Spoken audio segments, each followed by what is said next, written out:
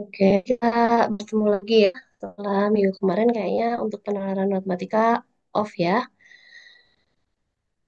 Kita melanjutkan soal yang sebelumnya. Saya share screen dulu.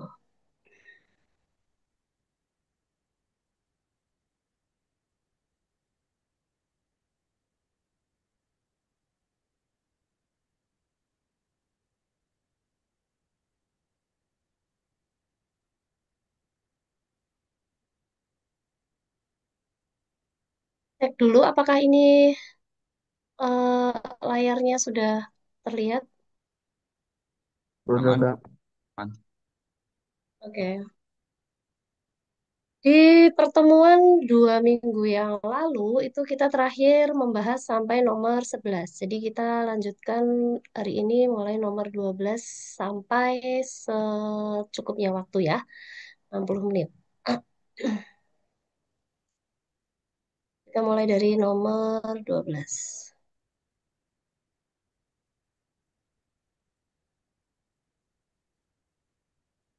Ke dalam sebuah wadah berbentuk balok berukuran 4 cm kali 10 cm dikali 14 meter diisi air sebanyak 220 cm pangkat 3. Kemudian balok tersebut dimiringkan sehingga luas permukaan air dalam wadah semakin besar. Bisa dilihat dari gambar. Luas permukaan air adalah luas permukaan air di sini yang dimaksud dari soalnya itu luas permukaan atasnya itu ya. Jadi awalnya berukuran 10 kali 14 ini kan diisi air. Sebelum dimiringkan, berarti kan luas permukaan airnya itu bentuknya persegi panjang ya, tapi posisinya tidak miring. Nah, kalau tidak miring, berarti kan posisinya panjangnya 10, lebarnya 4, luasnya 40. Tapi karena baloknya itu dimiringkan, maka nanti luas permukaan yang atasnya itu pasti semakin besar. Sebenarnya sama, bentuknya persegi panjang, hanya karena posisinya miring, akhirnya kan untuk bentuk volume air yang di dalamnya itu kan dari balok berubah menjadi volume apa ini? Dengan volumenya tetap ya, jadi volume itu tidak berubah, masih berisi 220 cm pangkat 3, tapi bentuknya yang berubah karena dimiringkan. Nah, kalau dilihat dari ilustrasi gambar ini, ada yang tahu ini bangun apa? Kalau yang di arsir hitam itu bangun apa itu namanya? Trapesium. Hmm, trapesium itu kan bangun datar. Ini kan bangun ruang. Prisma Kurang tepat kan? trapesium. Ya, betul. Nah, ini karena dimiringkan, maka bentuknya menjadi bentuk prisma trapesium. Nah, kenapa prisma trapesium? Prisma itu kan berarti bagian apa namanya alas dan atapnya, bawah dan atasnya itu kan harus sama. Nah, di sini bagian yang sama itu adalah trapesium. Trapesium yang mana? Trapesium DNKA sama CMLB. Dengan volume yang masih sama, 220 cm pangkat 3, kamu disuruh mencari luas dari KNLM setelah dimiringkan. Nah, dari sini kira-kira yang mau dicari apa dulu ini? Rumus dari volume trapesium, volume trapesium, volume prisma trapesium apa?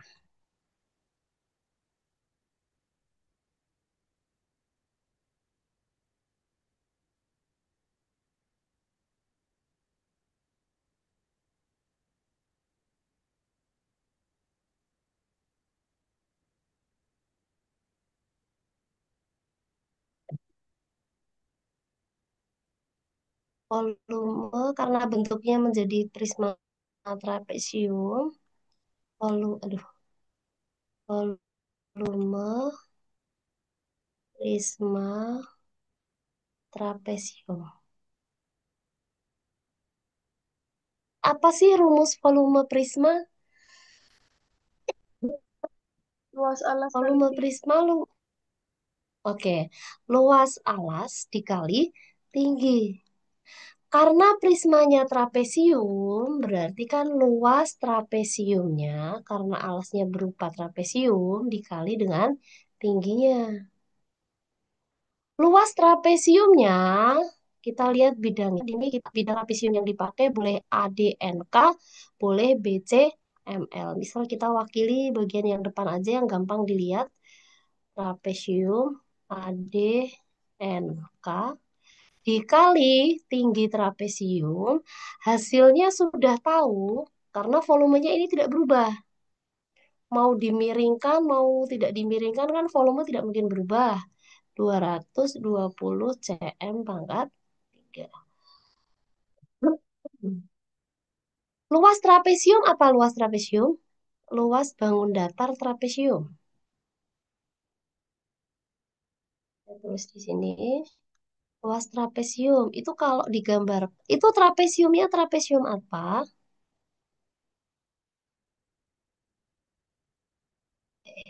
Miring.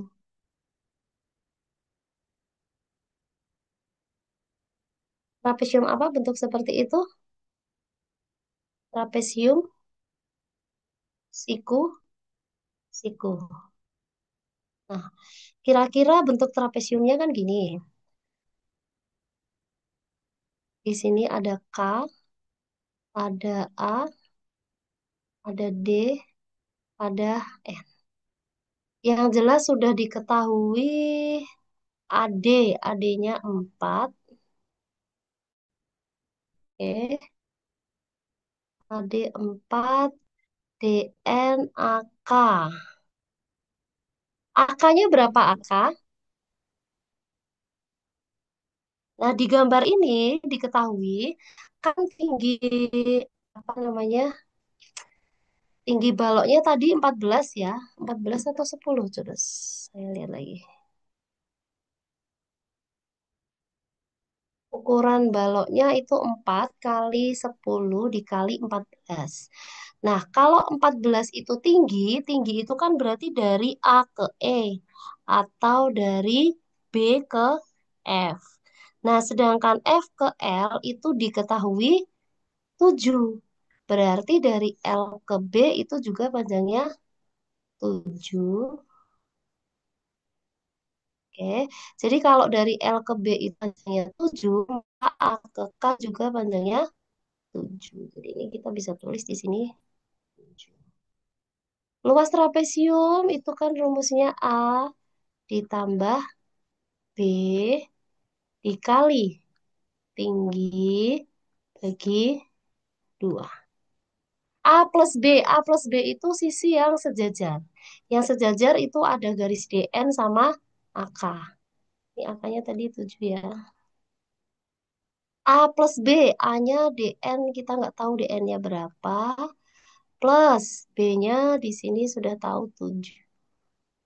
Dikali tinggi trapesiumnya 4 dibagi 2. Ini bisa dicoret. Oke.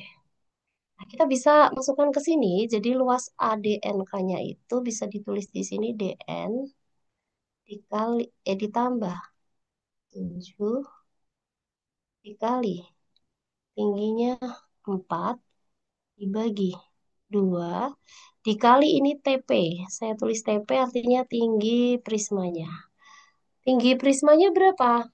Kalau prismanya trapesium, ini kan trapesium itu sebagai atas sama alas sama atap ya. Berarti tingginya mana? Tinggi itu ya yang menghubungkan antara alas sama atasnya. Berarti tingginya 10.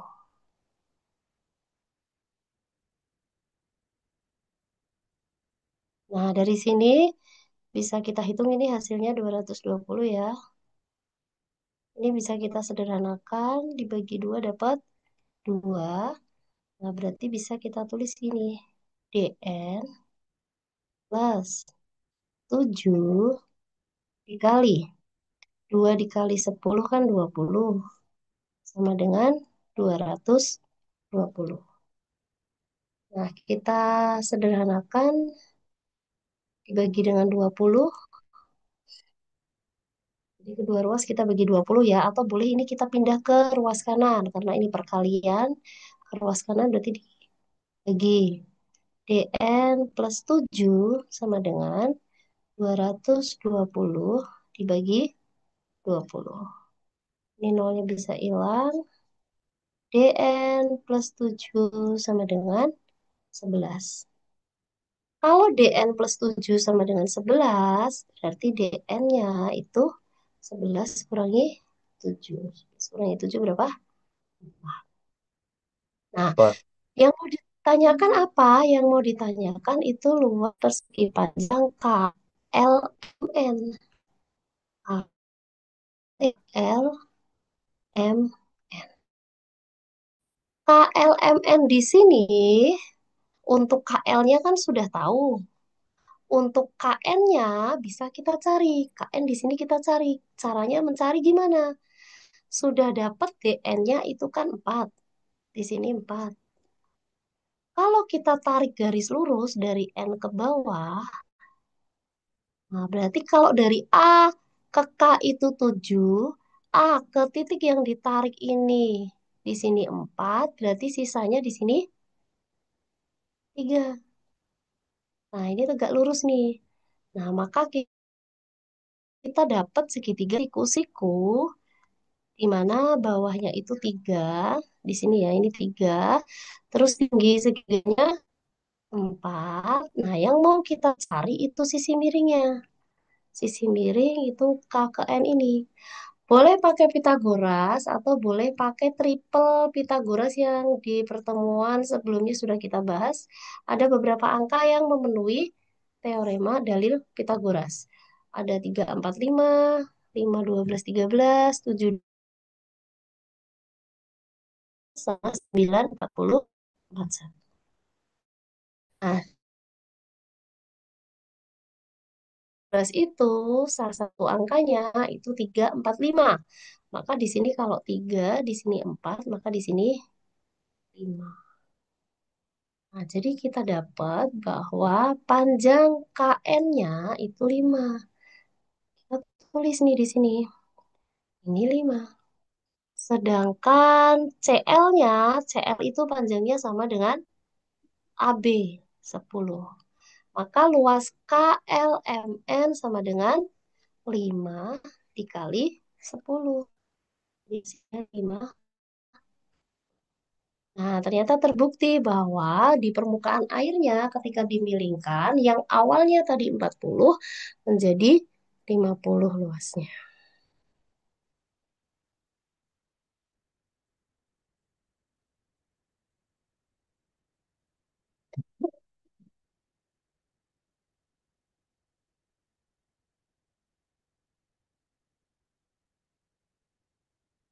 Bisa dilanjut nomor berikutnya? Bisa. Oke,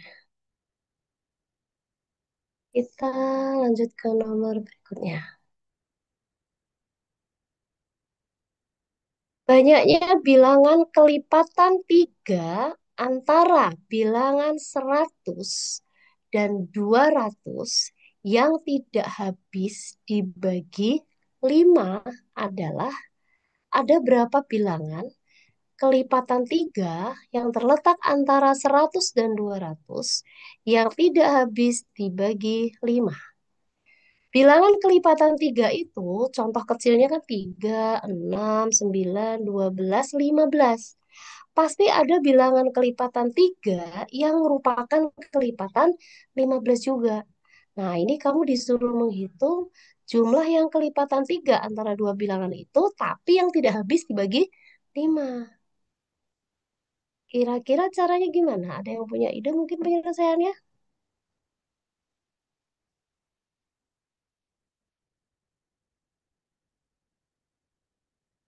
Kira-kira kalau pas misal ini tes SNPDB, kamu menemukan soal seperti ini, kira-kira idenya mau dikerjakan gimana dulu nih?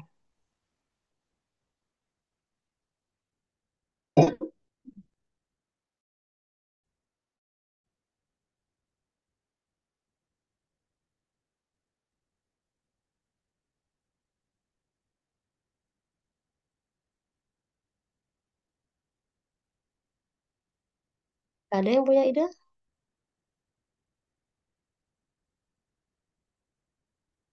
Coba dibaca ulang. Bilangan kelipatan 3 yang tidak habis dibagi 5. Berarti langkah yang pertama kamu cari adalah, kok begini? Langkah yang pertama dicari adalah mencari jumlah, bukan jumlah, banyaknya bilangan kelipatan 3 antara 100 dan 200. Antara. Kamu cari dulu banyaknya bilangan kelipatan 3 antara 100 dan 200 itu berapa? Dicari. Setelah itu, berarti kamu harus mencari lagi banyaknya bilangan kelipatan berapa berarti kira-kira. Yang tidak boleh kelipatan 3 tapi tidak boleh habis dibagi 5. Bilangan 3 yang bisa habis dibagi 5 itu kan bilangan kelipatan 15. Cari dulu banyaknya bilangan kelipatan 15 antara 100 dan 200. Ada berapa? Baru nanti dari kedua hasil ini kamu kurangi. Nah, ketemulah hasil yang dimaksud. Nah, kira-kira nih, kalau mencari bilangan, banyaknya bilangan kelipatan 3 antara 100 dan 200 gimana? Ini kita anggap langkah satu, ya. Cari banyaknya bilangan kelipatan 3, ini kita anggap langkah kedua. Nah, kita kerjakan dulu langkah pertama nih. Banyaknya bilangan kelipatan 3 antara 100 dan 200. Kalau ketemu soal antara, yang namanya antara berarti bilangan yang disebutkan itu tidak ikut. Antara itu berarti yang disebutkan itu sebagai pembatas. Jadi bilangan yang lebih dari 100 dan kurang dari 200. Paling kecil yang dekat dengan sebagi 3 itu bilangan berapa? 100 berapa?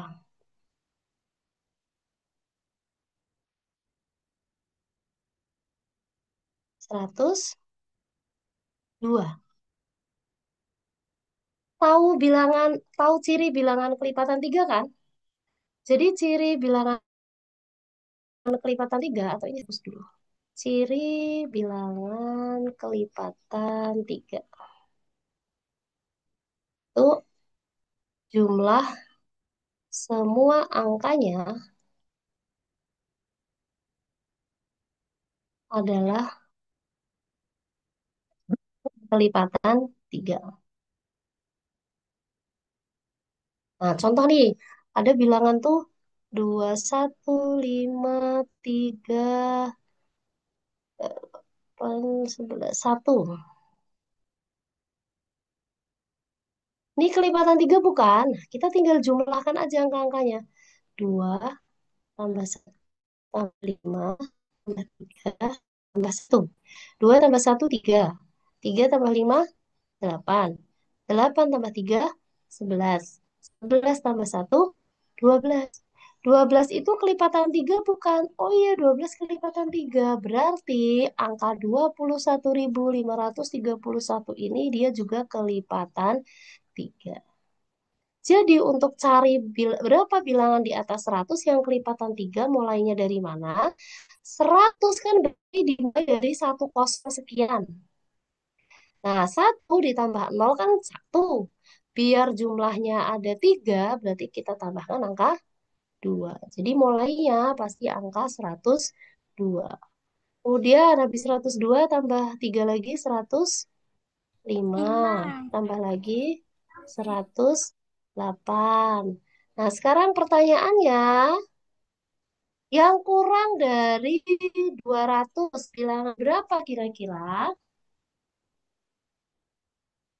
Kurang dari 200 yang mendekati 200 itu kan 190 sekian ya.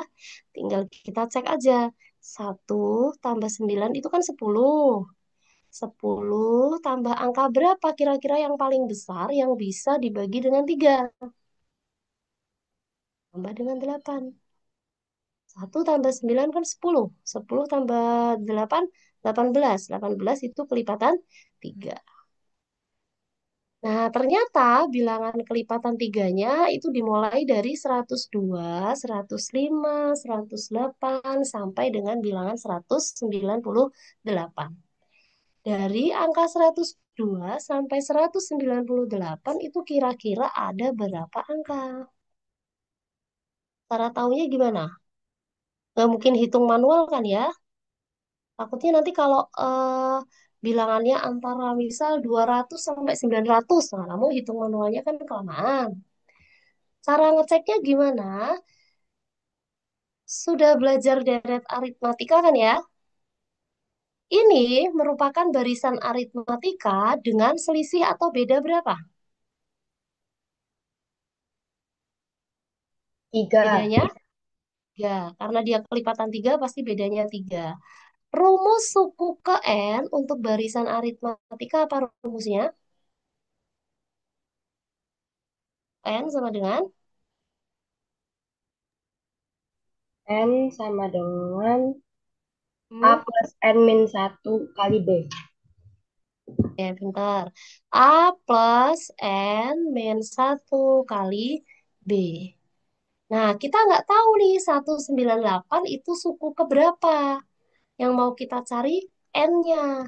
Kita tulis aja di sini bahwa suku ke N, nggak tahu suku keberapa, adalah 198. Sama dengan 102 adalah suku pertama. Kita tulis 102 ditambah N min 1 kali beda 3. Ini bisa kita kurangi dulu.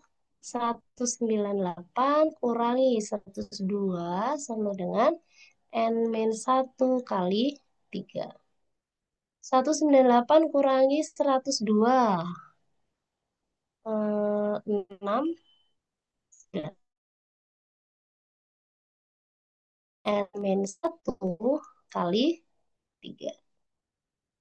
Nah, karena ada perkalian, kalau kita pindah ke ruas kiri dibagi, atau bisa juga kedua ruas kita bagi dengan 3, biar tiganya hilang.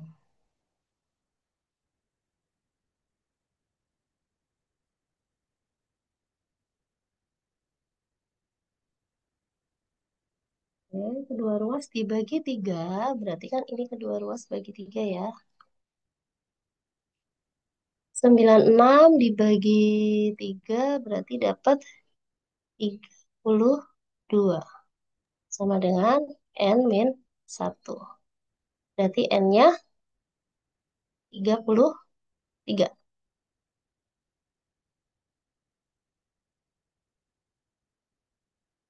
33 ya.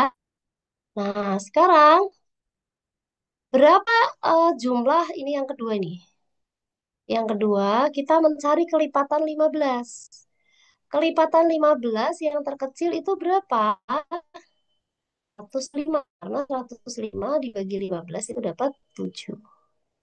105 tambah 15 berarti 120. Dan seterusnya, kira-kira bilangan terakhir berapa yang bisa dibagi sama 15?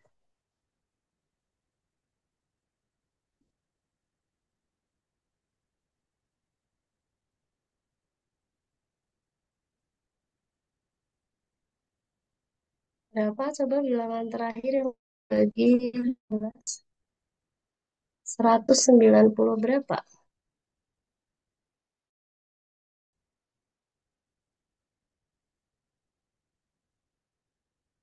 Punya mama tadi. Punya mama di situ mana?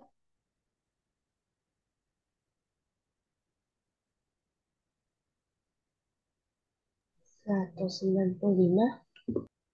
Betul. 195.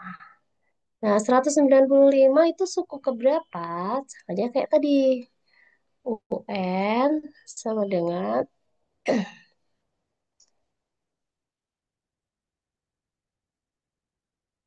A plus N min satu kali B. UN-nya 195 sama dengan A-nya 105 ditambah N min satu kali bedanya 15. Ini kita kurangi dulu, 195 kurangi 105 sama dengan N min satu kali 15. 195 dikurangi 105 dapat 90.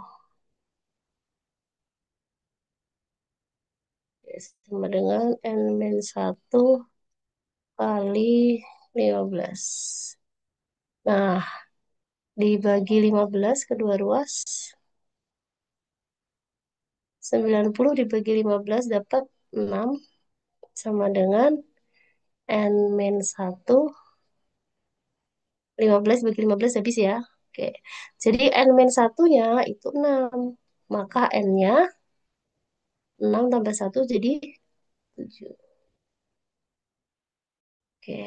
Nah, berarti berapa bilangan yang kelipatan 3 tapi tidak habis dibagi 5? Berarti kan jumlah totalnya tadi 33 dikurangi dengan ini yang kelipatan 15 tadi. Karena kelipatan 15 ini termasuk kelipatan 3 dan juga kelipatan 5 atau habis dibagi 5. Jadi total bilangannya 33 dikurangi dengan 7. Jadi jawabannya 20. Nah,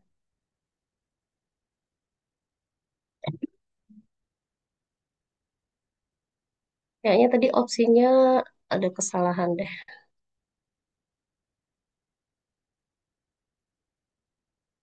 Iya, ini harusnya 26. Jawaban yang benar 26 ya. Karena 33 dikurangi 7. Ada yang mau ditanyakan dulu?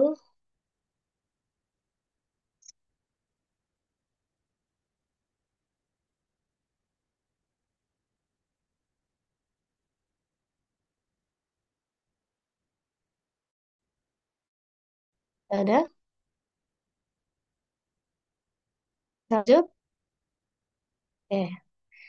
Kalau tidak ada kita lanjut. Perhatikan tabel berat kaleng berikut. Setelah diurutkan berdasarkan berat terkecil, berapa jumlah total berat kaleng bernomor genap? Oke, jadi ini diberikan berat beberapa kaleng, tapi dia tidak urut. Ini ya, ada kaleng biskuit beratnya dalam gram 3,40. Kemudian kaleng zero 3,17. Kemudian 3,19 dan seterusnya.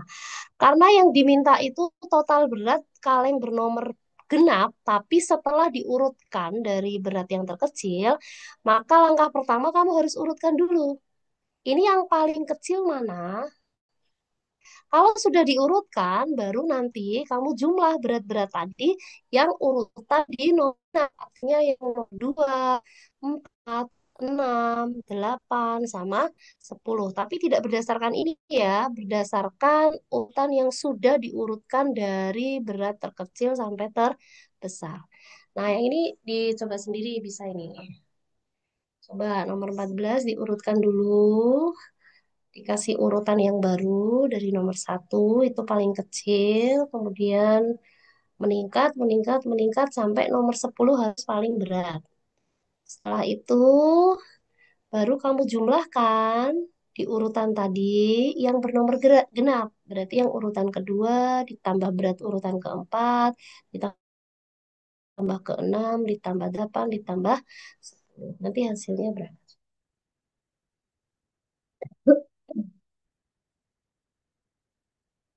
Mama mana, Dek?